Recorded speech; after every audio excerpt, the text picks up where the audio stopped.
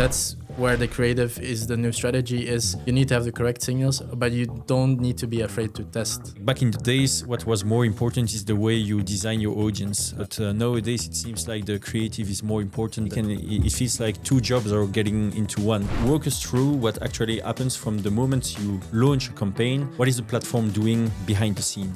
Go through a learning phase. Basically, the API that is looking for the ideal people to reach or that will convert. Okay. For Meta, for example, the algorithm needs at least 50 conversions before it can get out of the learning phase. Okay. And what they mean with getting out of the learning phase is $700 billion.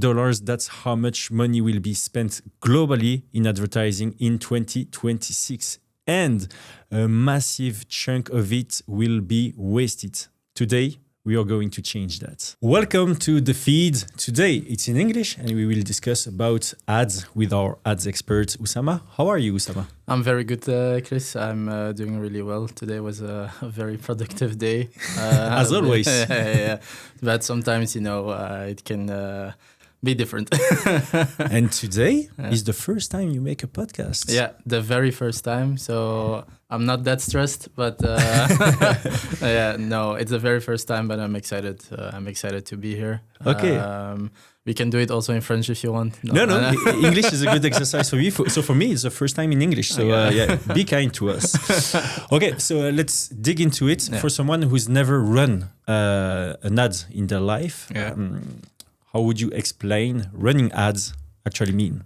I would explain it in more of in Broadway terms. Let me explain what that really means. For me, running ads is basically you rent a space. For example, you rent a space in the middle of Times Square. Let's say, nice example. You want people to see the space that you have rented. Okay. Times Square would be the ideal place to do that. You want to see the audience that you can reach. You want to see where your money is invested for your ads.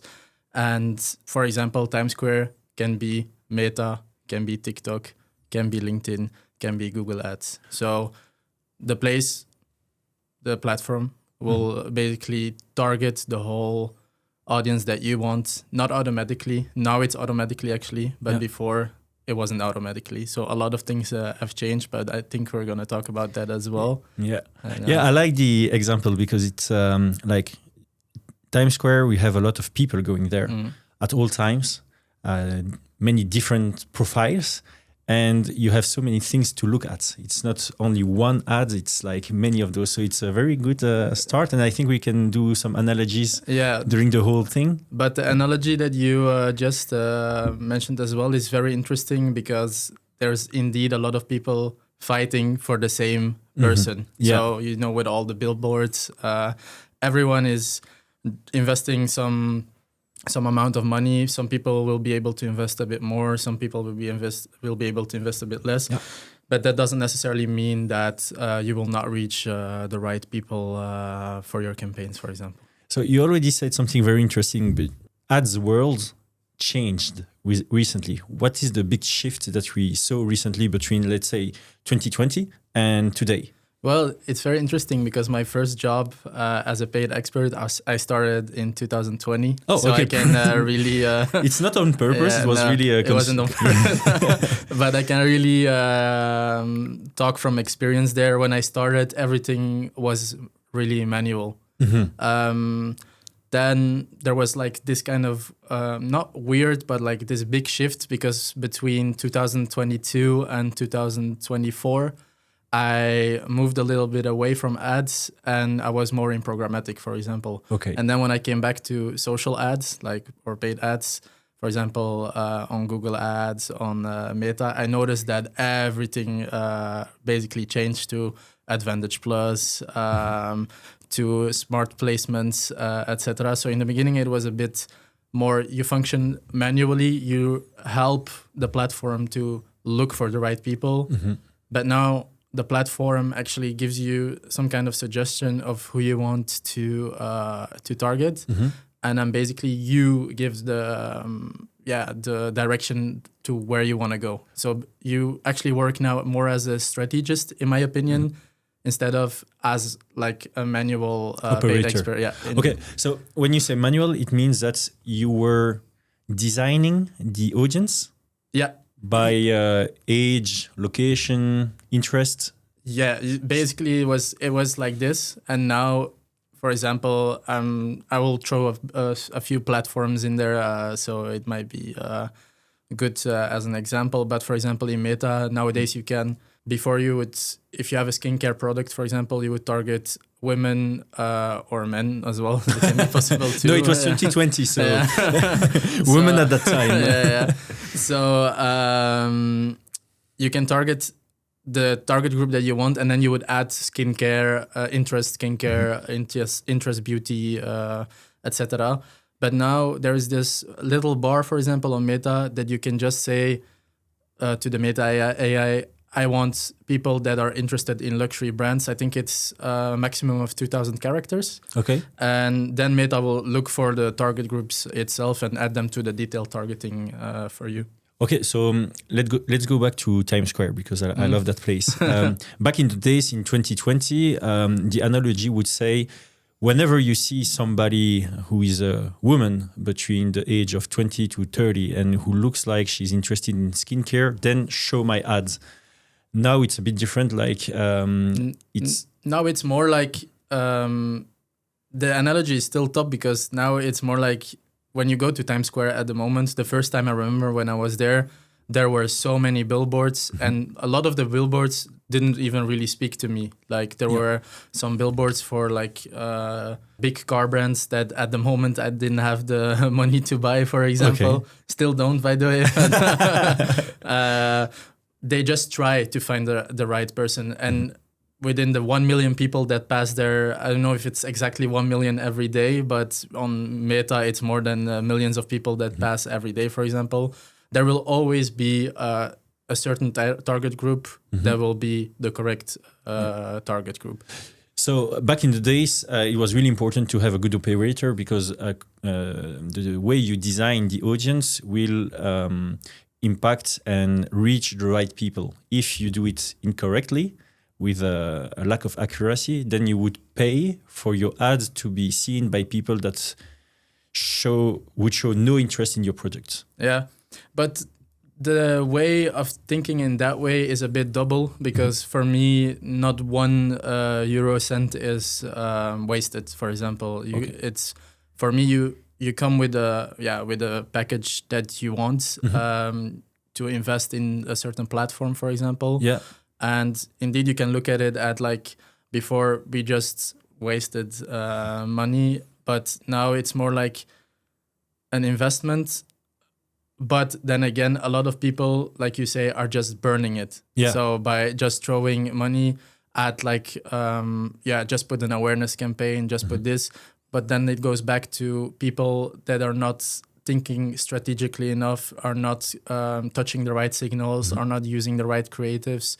So how it changed now, the audience is more easily acquired, but you still need to do some work yourself. So the platform will actually find the target audience for you, but the target audience needs to be hooked immediately in between the first 2-3 seconds. Okay. In our opinion, is here at Socialsky, for example, in my opinion as well.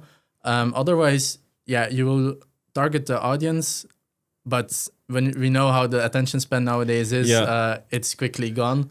So you need to use the right signal still, the right creatives as well. Okay. And then it goes hand in hand, basically. So first thing is touch the right people that could be interested in your product and in a good way, in a way that would interest them. Because if you touch the right people but with the bad video or static, then you miss out on something. You have the right person in front of you, but you're not able to convince that person. You also discuss a lot already about the platforms. How should a complete beginner think about the different platforms? You have Meta, you have Google, you have YouTube, you have Pinterest, you have TikTok. Where should they start? For me, how I think when, for example, I need to make a creative brief or I need to make a strategic brief for a client, for me, it always starts the same. at the beginning, maybe a client is new for me, and then I begin really from the beginning. I take a look at which platform I need. For example, I use Google if I want to check the demand. Okay. For example, I want to see how many people are already looking for me online, or for the brand, client, for the brand. So for me, Google is really about catching the demand, and Meta will be able to play on that demand. Okay. So for me, a lot of platforms go hand in hand. You have also different platforms like Pinterest, LinkedIn, TikTok. Some brands actually are really active on TikTok, but they don't always do the right thing on TikTok. For example, they do the same thing on Meta as on TikTok, but that doesn't work. Yeah. I notice it with some brands that I'm not gonna mention right now. But I noticed that they do, for example, copy pastes of what they see that works on Meta to TikTok, while TikTok is a platform that you use for a completely different objective and audience. Yeah. Because on the podcast we already discussed a lot about organic, and it kind of is the same conclusion. Like every platform have their own codes because they have their own audience.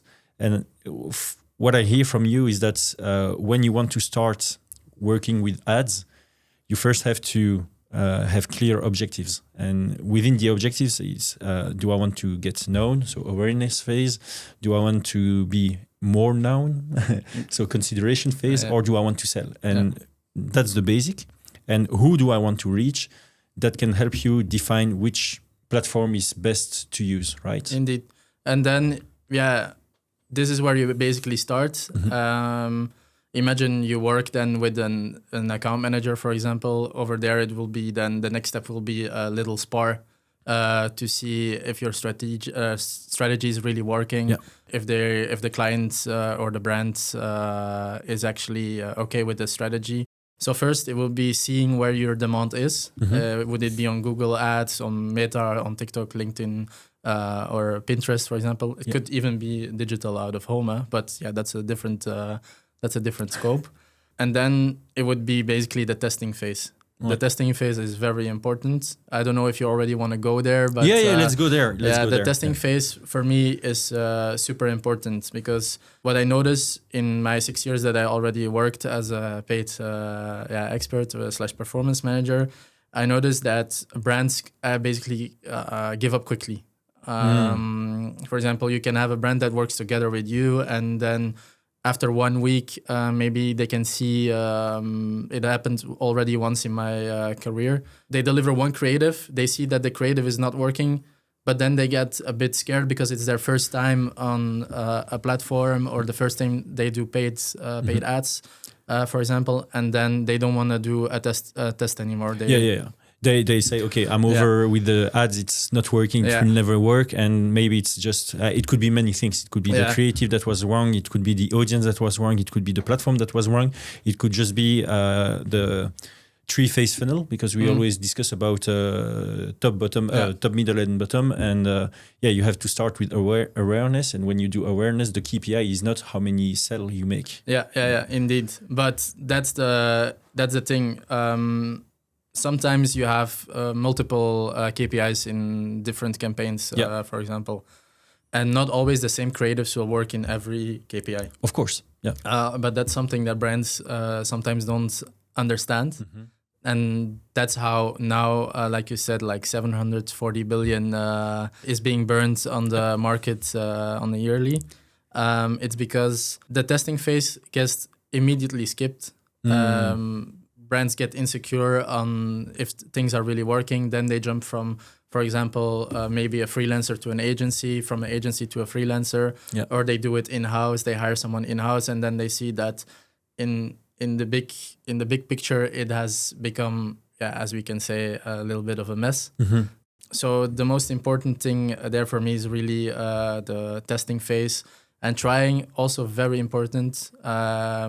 I discussed it with my colleague Martin on our webinar that we did. The brands sometimes try to shift, instead of shifting their creatives, producing more and more and more to see what works, also organically, they start to shift their identity. And that's where all the misery actually starts. Yeah. For me, what I notice is, for example, a brand that's organic, doing organically really well, they can do the same in paid ads. Yeah. But they don't need to start shifting their identity because they want to target a new audience, or they want to target this, or etc. So for me, it's really important to have the correct signals, stay within your identity, and never be scared of testing. You already invested some package of euros, dollars, etc.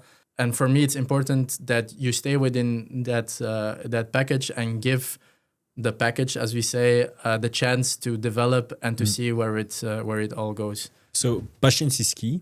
And when you test, you need to understand that it's an investment. It's not the objective is not to get the results there. It's to understand how the audience work and how they react. And once the testing phase is done, then you can move onwards to analyzing the data, what works, what didn't work, and you focus on what worked. And from there, you can expect results and take bigger decisions. Indeed, you can actually compare it with, imagine that you're investing 50 euros in an ETF or in a stock. You're not going to be rich tomorrow. That's a good example. Patience is key. You have to wait, indeed. And it works in waves. Let's go back to the different platforms, because nowadays we hear more and more about TikTok on the large scales, but also TikTok ads. Do you feel like it's overrated, or it's generally a game changer? TikTok ads? Yeah. I feel like it's a game changer. Even now, they came out with TikTok, with the TikTok shop, and then the GMV Max. For me, TikTok is an ideal place to target your Gen Z audience, actually. And even, what's the name of the new... Alpha? Yeah, something. Generation Alpha is the next one. Even those people you can target based on what product that you're selling. So if it's like a hard drink or something, you won't be able to target them. Of course, yeah.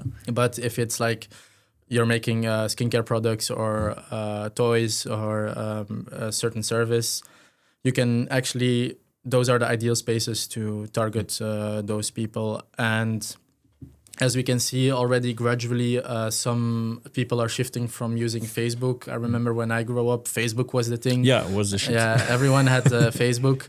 Now still do. People have still, a lot of people still have Facebook, but you can see that the scrolling is the really selling point of TikTok, for example.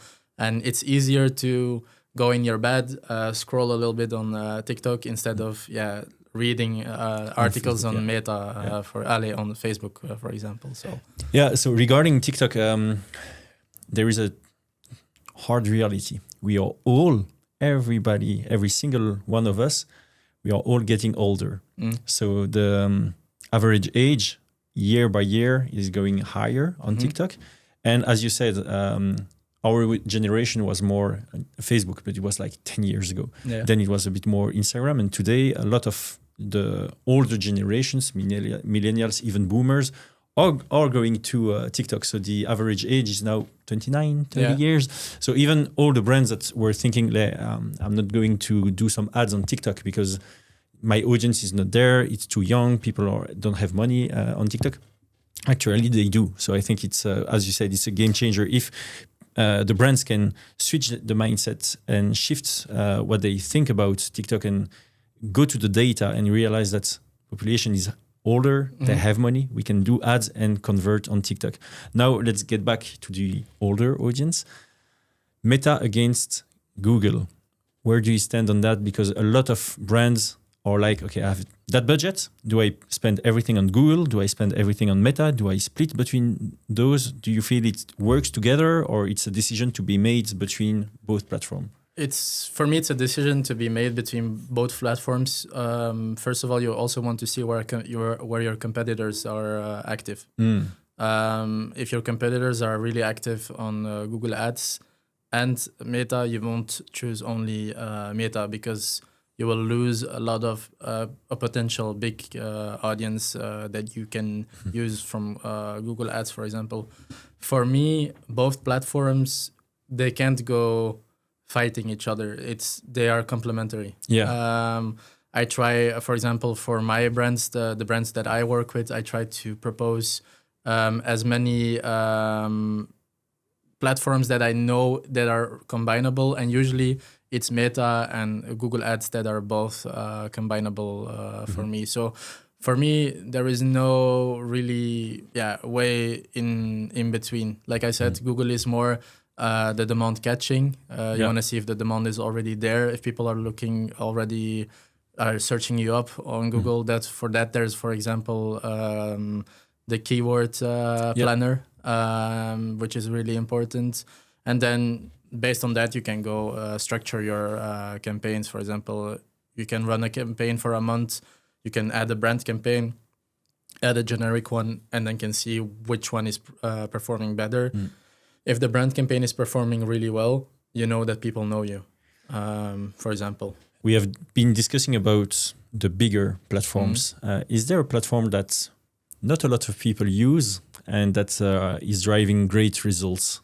For me, I know a lot of people don't use Pinterest. And I know exactly why. It's because their ads manager is really not ideal to work in. So a lot of brands don't know about platforms in general. And which is a shame, actually, a lot of performance managers / digital marketeers don't propose a platform they don't like to work in. Yeah, of course. Yeah, makes sense. I know a lot of people that don't like to work in LinkedIn, so they will never propose LinkedIn to a client or to a brand. But you want to work in a way that the brand can actually drive maximum profit, get maximum knowledge, etc. So for me, it's really Pinterest. Pinterest can be used for a lot of things, and not only beauty products, for example. But because we think about Pinterest as something that's very visual, pictures. So it's more like fashion could be there, architecture, decoration could be there. But something that you said earlier that is interesting to me is that like the competition. Where is your competition? So it in two ways. If your competition are all on one platform, maybe it means that they have good results there. But if you can catch an audience that could be interested in your project on a platform that your competition is not working with, you have a great opportunity, because if I'm not making any mistake, ads are working in auction. That's how we say enchère in French, auction. So if there is no competition, it's less expensive and you can reach more people if the people are going there. It's like you have the Times Square all for yourself. But then again, that's indeed a good analogy. But then again, you need to see if the demand of course. is there. Sometimes people, like you say, like brands are afraid of getting in some kind of battle with the competition. But for example, once, I think when I was a junior, I ran a pharmaceutical campaign on Pinterest. Okay. Nobody believed in me. Nobody said it will work. The campaign that I ran was really beneficial also for the brand. It was more of a awareness and consideration campaign, not because also Pinterest pixels really hard to install. But the client / brand was super happy, and nobody expected those results for the amount that the brand had invested, for example. As you said, testing is king. So what you did is you tested not a creative, you didn't test an audience, you tested a platform. That's also a way to test. And if you test on a platform that no competition is in, it's not expensive. And it could drive great results. If it doesn't work, it's not a big loss. At least you tried. Okay, so now let's get into more details of the technical aspects. So can you walk us through what actually happens from the moment you launch a campaign? What is the platform doing behind the scene? Behind the scene is today, not in 2020, not in 2024, but today. Yeah. What I, for example, I will go through it from an example as a performance manager. How I see it is, for example, I just set up right before this podcast actually a campaign. I went live with that campaign. you will notice that always the campaign will start to go through a learning phase. Okay. The learning phase is basically the API that is looking for the ideal people to reach, or the ideal people that will convert. Okay. For Meta, for example, if you have a conversion campaign, they usually say that the algorithm needs at least 50 conversions before it can get out of the learning phase. Okay. And what they mean with getting out of the learning phase is basically then there they know what kind of profile they need to target, and then they can promise between results. they can promise better results. Even better than from the learning phase. Yeah. So instead of maybe 2 conversions that you get before a day, maybe it will double or a day or triple. Yeah, so it's like I used to do ID back in the days. It's like machine learning. So there is one rule: it's to convert. That's the rule that the computer has in its mind. Then he reached to different kind of people, and the people that reacts better, it could be converting, but it could be showing interest, I guess, like clicking, getting a lead, etc. And from those first data, it analyzes not what works, but who reacted well, who didn't react well.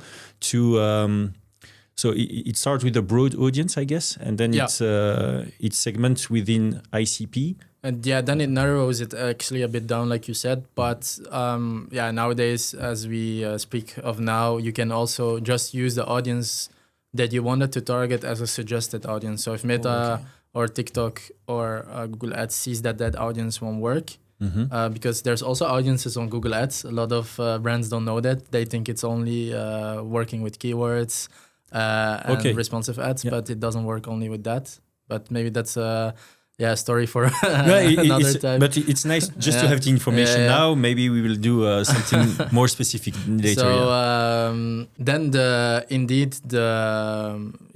audience will get a bit more narrow, and as we said, the platform will basically also target not only on the audience that you gave, but you can check a little box that says suggest further audience than already developed one. And there, Meta will also try to look, or TikTok or Google, whichever platform. They will also try to look outside that little box you gave. So it's like, I don't know what the exact terminology of it is, but it's like the image that you see sometimes online with you have a circle in the middle, and then a circle that touches the circle in the middle slightly, and there intersection. Something like that. And the platforms will then basically also target a potential person that might be interested in your product / brand. And also something that we can't forget is sometimes people come across your ad.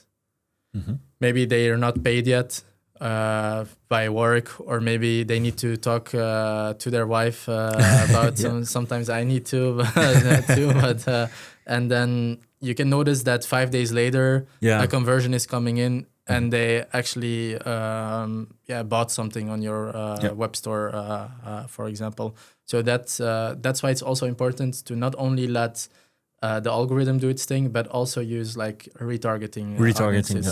So retargeting is when your ad shows up to somebody that might have shown kind of a small interest, and then you kind of have its frequency. So the frequency is the number of times the person will see the ad, and sometimes just showing up again and again and again. At some point, it will. They will give up and. they will give in and buy. But it's very important. So is that something that you have to configure as well to say, go for it, just. Drive it, you show it twice, 3 times, 4 times, and then until it converts. I always try to put like a retargeting, for example, based on the type of campaign you have. You won't be putting, for an awareness campaign, you won't be putting a retargeting audience. It's more for somebody that already interacted, like you say, engaged with your ads, or engaged on your website, very important too. Yeah.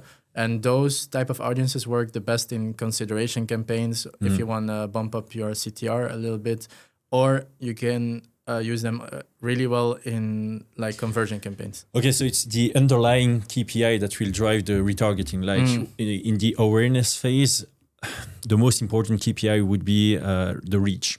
Yeah. I want people to see my ads so they are aware that I exist as a brand. But people that saw my ad and did something else, like clicked on read or stayed on my video for longer, those are the ones that have the higher probability to convert. And for them to convert, I might have to retarget them more than once during the consideration phase. Yeah. Okay. But you said something interesting there, if I can also touch upon that point, that in awareness, for example, or reach, it can be debated if it's the most important KPI. Okay. Go ahead. For me, you can correct me. Of course. It's not to correct you, but it's to go within the topic, because it's really interesting that a lot of brands think that people just need to see your ad. And they will remember it immediately. Of course not. Yeah. So that's why there's like, for example, if you have like videos available to post on a platform, for me, the better KPI would be their video view. And the video view will at least try to optimize based on at least 3 seconds. The difference between reach and video view is reach is it showed up. Yeah. And video view is it got the attention. Yeah, people engaged. Okay. That's why we here at Socialsky, for example, we say you need to catch them with the hook immediately within the first 2-3 seconds. Yeah. Because that's where the platforms will also optimize their your creative basically. But that doesn't mean that reach is not a good KPI. Yeah? Of course. You can't do a video view optimization on static images, for example. So for statics, that would be ideal, because a static, people will see it, see your logo, see something beautiful, they will remember. Yeah. But a video, it needs to be played. But I think that even if they don't remember, because nowadays, I don't remember the statistic, but most people spend more than 1 hour on social platform. It's impossible to remember everything you saw. It's literally impossible. But your unconscious will catch the logo and stuff like that. And when they see it again, it's not like, oh, I know that brand, but I feel confident with that ad or something like that. Or I feel confident with that brand because somewhere in their brain, it's already showed up somehow. We discussed a bit about creative. Now, creative is the new targeting, is a phrase that I heard a lot in 2026. Can you unpack what it means? It's what I explained a little bit in the beginning. It's the creative brain of somebody like the performance manager. Sometimes you go from a topic there to this. And it's because we're excited to talk about a certain thing. And that's why, like for creatives, for example, why it excites us the most as a paid expert is because you can see immediately in your statistics if you're using the right signal. Okay. And if the identity of your brand is still in there. For me, if you have the right audience, but the creative is like really suck. Yeah, not good. It stinks, as you say, basically. Yeah, your audience they will not care. So it's like on TikTok. You notice sometimes people that go viral organically with basically it's also a creative. Yeah, of course. The video, and they keep doing the same thing, and they don't try to test other stuff. People eventually will get bored, so they will not engage with you anymore. You can see I know some TikTokers that have 2 million followers. Even the 2 million followers are too lazy to unfollow, but they don't engage with. Yeah. So I think in TikTok there's like a margin of if you scroll away within the 2 seconds, it doesn't count as a view. Okay. So the view counts will go down even if the amount of followers stays the same or go higher. Indeed. Or the view counts will stay still high because they at least looked for 2 seconds. Yeah. But they don't like or they don't comment. The engagement will drop. Yeah. So for me, that's where the creative is the new strategy is you need to have the correct signals, but you don't need to be afraid to test.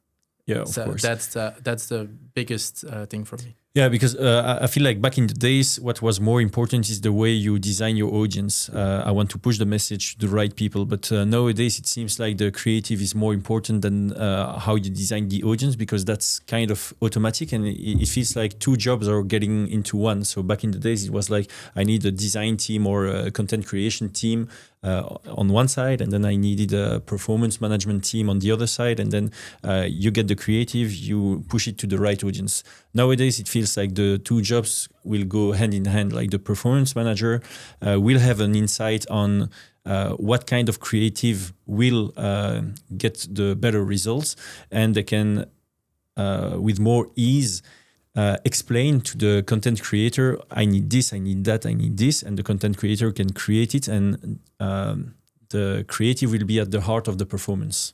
Yeah. Is that correct? Yeah, indeed. But that's why it's also important to look at everything that happens organically and not only analyze your own ads.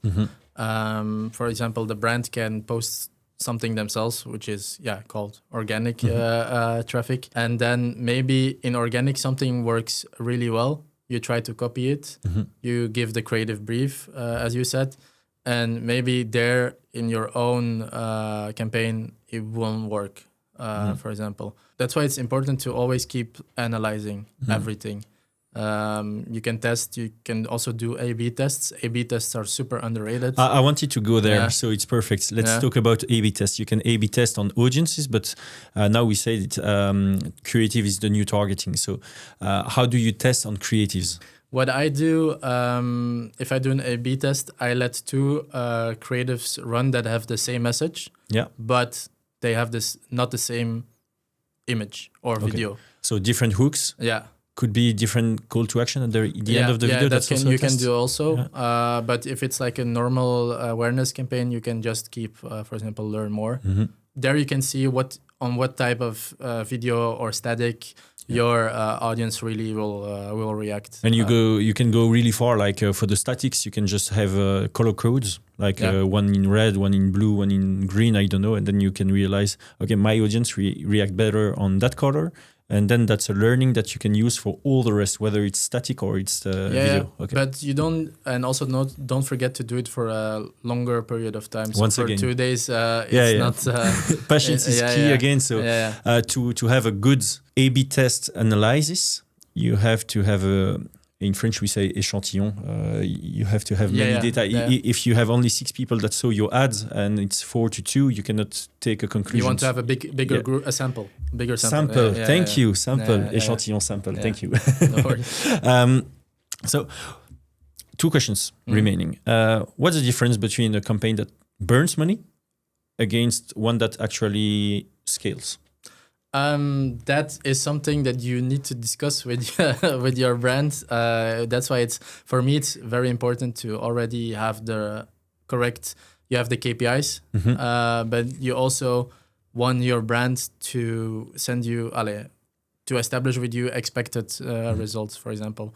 For me, a campaign that's basically burning money is a campaign that is just online and you didn't change one thing in it, even if it works well. For me, you're not giving any added value to the brand. So a campaign that's burning money is a campaign that you don't optimize. Yeah. So you don't analyze it anymore because you do a quick analysis. You see that it's still getting 10 conversions per day.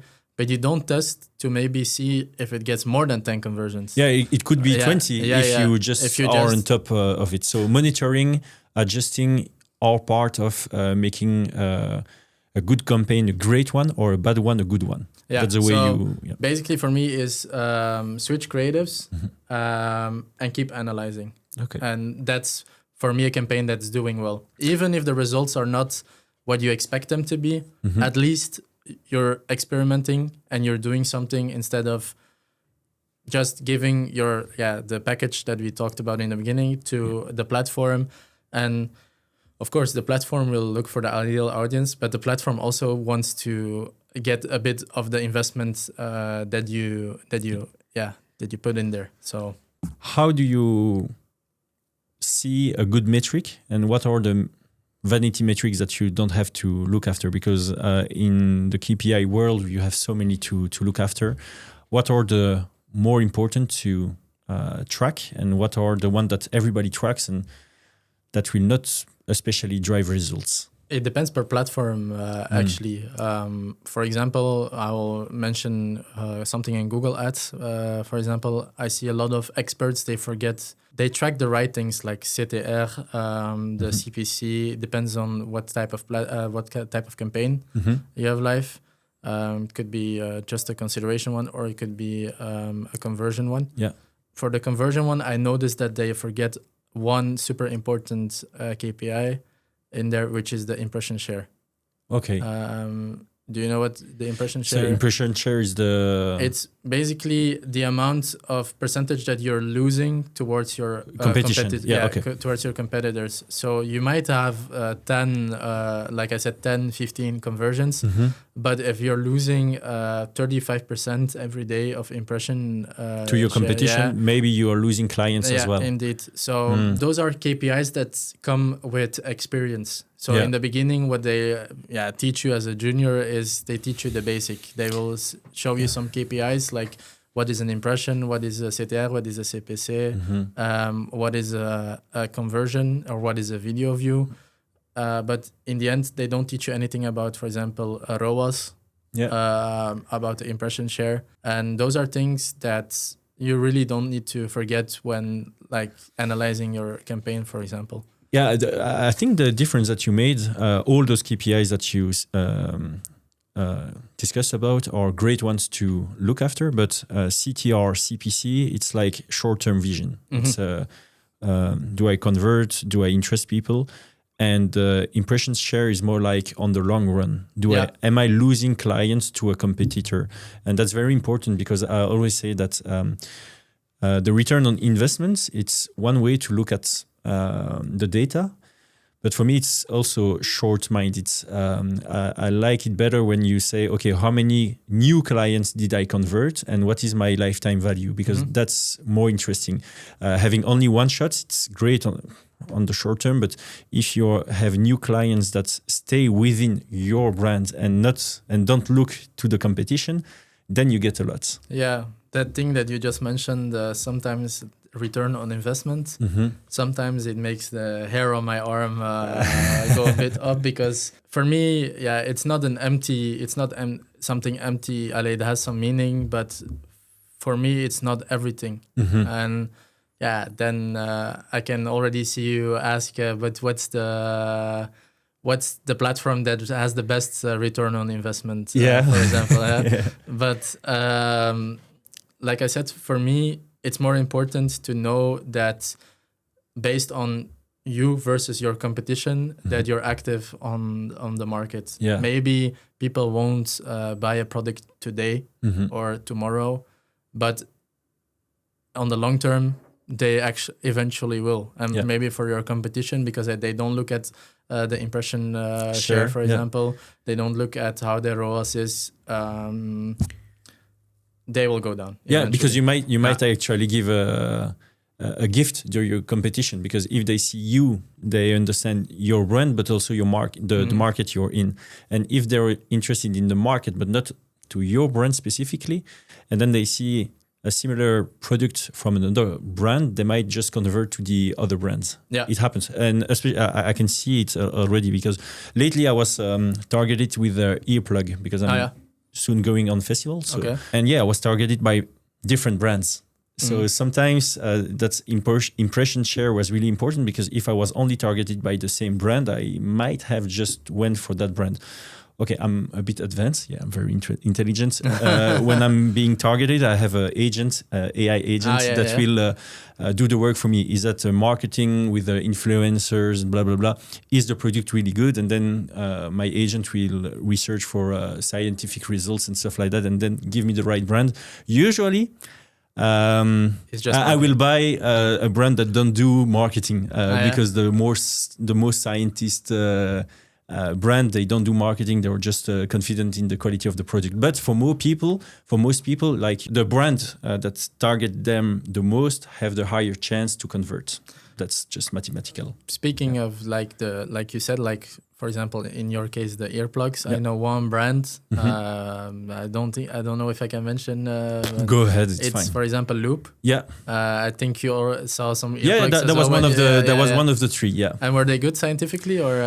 I think they were second in the research, and the first brand was not. I was not targeted. Okay. So yeah, that was it. But for Loop, for example, what I see is that their branding is really well also on on the different platforms. Yeah. I never see the same image Yeah.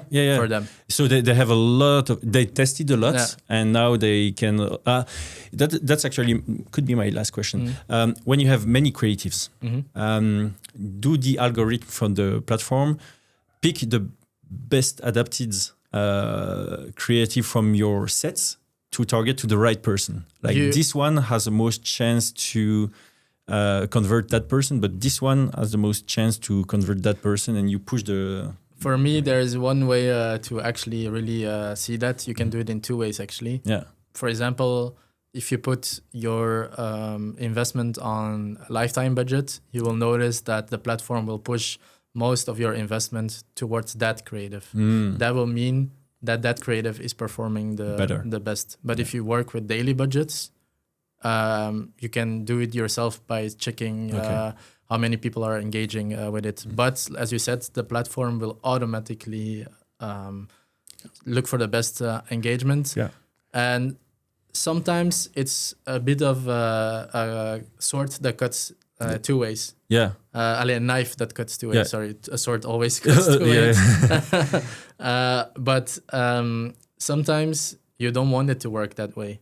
Sometimes you want to give the chance to your other creatives to perform. Of course. And I noticed that sometimes platforms do it too quickly. Maybe you put a campaign live on. Yeah, because you said it could bore people out to have always the same. Yeah, it makes sense. And then you see, then they start hitting you with audience limited, creative limited, and then it's basically a way of a platform to tell you that you need to start changing what you're doing, and that your campaign is not doing super well at the moment.